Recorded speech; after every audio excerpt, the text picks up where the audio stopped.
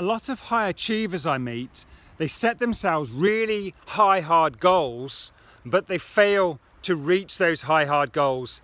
And they don't fail to reach those high, hard goals because they don't work hard. They work really fucking hard to reach these goals. And they don't fail to reach these goals because the bar is too high, because the ceiling is too high. The reason they fail to reach these high, hard goals, to achieve these high, hard goals, is not because the bar's too high, it's because the floor is too low. So look at it like this: the floor is your identity.